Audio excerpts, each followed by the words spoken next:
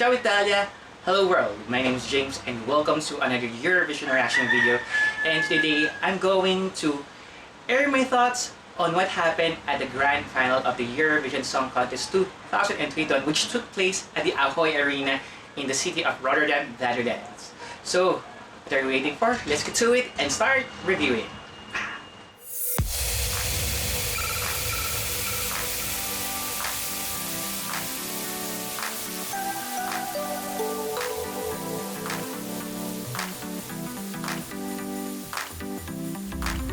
So nearly a week ago from now, the Eurovision Song Contest Grand Final took place at the Rotterdam Ahoy in the city of Rotterdam, the Netherlands.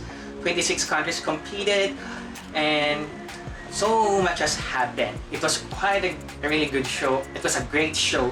The organizers, the producers, all the Dutch broadcasters, the NPO, NOS, and Avatros, they were able to pull off the quite impossible, producing a near normal Eurovision Song Contest live show in the middle of a pandemic. Now, it is to say that a lot of has been sacrificed in order to make it to where they were able to do what they were able to do. A lot of testing before you can go in, and you have to be invited if you're an accredited press or a member of the crew, and also if you're going there as a spectator, you have to be of a certain age group. You cannot be young, you cannot be too young, you can be too old, and you have to also undergo a series of tests before you are allowed to go in. And most of all, the audience capacity has been greatly reduced from more than 10,000. I believe it's now the Ahoy was able to bring in an average of 3,500 spectators watching from the side, from the bleachers, so we don't have any standing audiences in front of the stage, which is a good thing because I don't want any fan raising their flags, blocking the cameras, blocking the performances for all, which would make the performances as shown on television quite unpleasant to see because of all the flags blocking the view. Anyway, it's the voting that really was gripping from the start all the way to the finish. The United Kingdom finished without any points, 0 points from neither the juries nor the public, although technically they did receive some votes, it just didn't translate into actual points. And quite historic is not about the UK getting its second ever nil-point finish, but 3 other countries received 0 points from the public, which means Germany, Spain, and host country the Netherlands were in the bottom 4 alongside the United Kingdom. So misery loves company. Fortunately for them though, they still were able to get votes, although the point difference between last place UK and penultimate finisher Germany was only 3 points. So it's not something to celebrate, but I'm really glad that the representative of the UK, James Newman, was able to accept it with open arms. He's quite a classy guy, and he has set an example on how to accept a loss with open arms and just take it all in and just enjoy the moment, because you only have 3 minutes to impress an audience. You have only 3 minutes to impress 38 national juries from all over Europe and Australia, and it is what it is. As long as you had a good time, that's all what matters.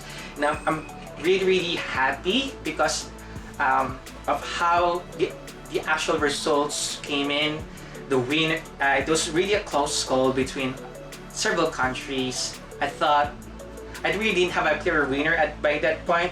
It was by the end of the jury voting, it was between Malta, Switzerland, Italy, and France. What I did not expect was once the votes from the televote came out, of course, Finland was able to garner quite a huge amount of points, which put them for a while at the top of the scoreboard before being overtaken by others. Ukraine, in fact, was able to garner the second most amount of points from the public. So they eventually placed somewhere in the top 5, if not top 4, top 5.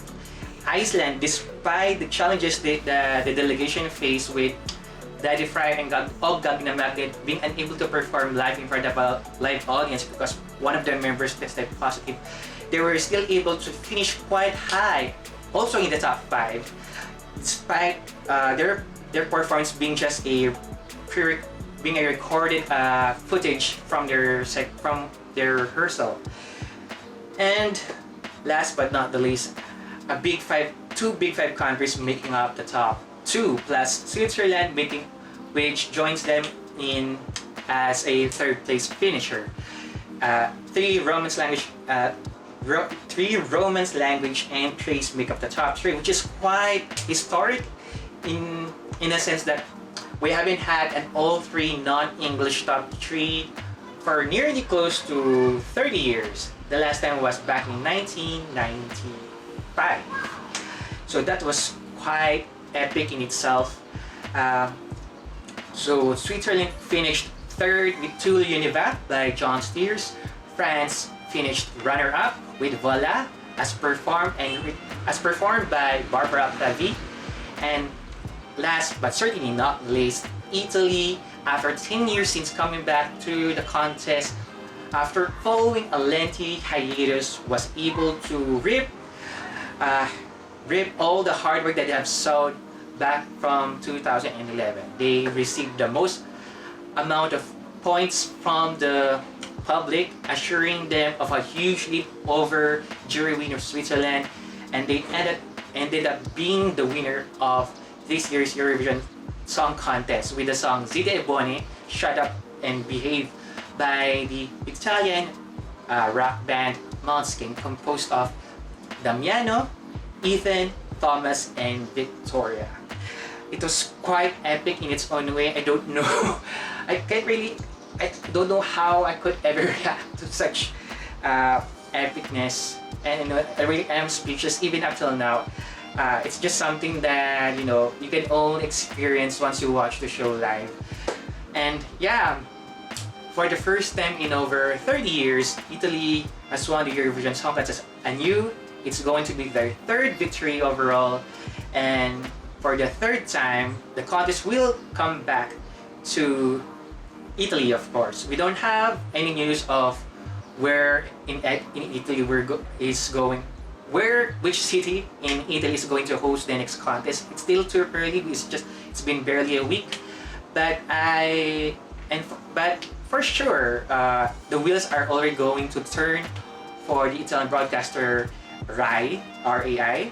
They're going to open up submissions from all interested cities and municipalities all over Italy in submitting their bids for hosting the 2022 contest. So we have quite a number of months to see how this bidding process will turn out. But for now, let's just have a moment to celebrate the return of the Eurovision Song Contest.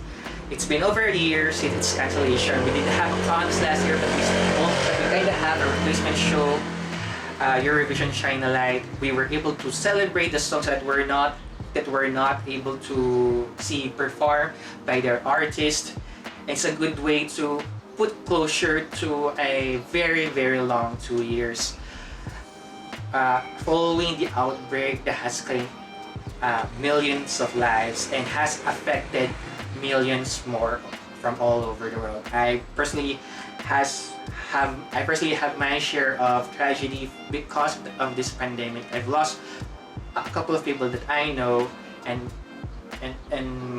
people around me have lost people that they know. So yeah, it doesn't affect a few, it affects a lot of people, it affects the many. And something like the Eurovision Song Contest brings us a sense of a bit of an escapism from the doom and gloom of current events, and it allows us to look forward to a future where we don't have to worry as much. Even if we have to face the reality of where we are right now, at least we can have moments like this, moments like the Eurovision Song Contest, to see that it is possible to hold on to hope, to have hope, and to be able to celebrate all the good things about humanity. Although there have been times where I have seen several members of the fandom being a little not too nice towards the contestants, towards the performers. It doesn't reflect the overall fandom, although it does paint a pretty bad picture, a very bad impression. But I hope that this is just a minority, because the fandom, the community that was able to become a part of 5 years ago is just a very lovely bunch.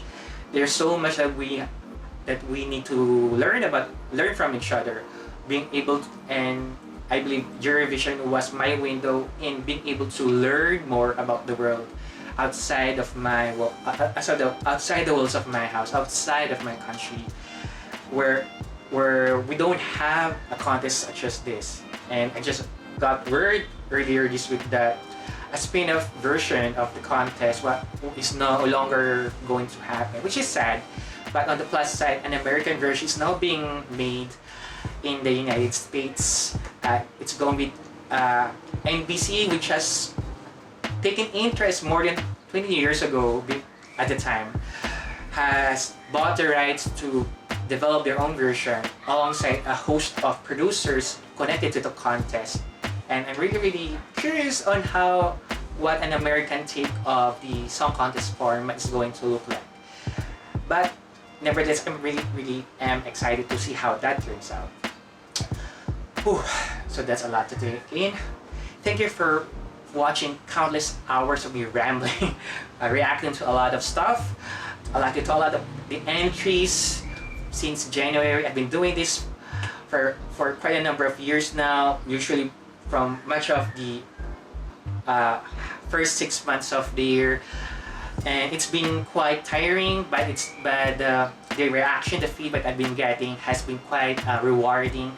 So sure, I'm hoping that I get to do this all over again next year. So let's see what the future holds. For now, this is it for me. My name is James. Thank you very much for watching. Take care, stay safe, and I'll see you guys later. Maraming salamat po. Paalam.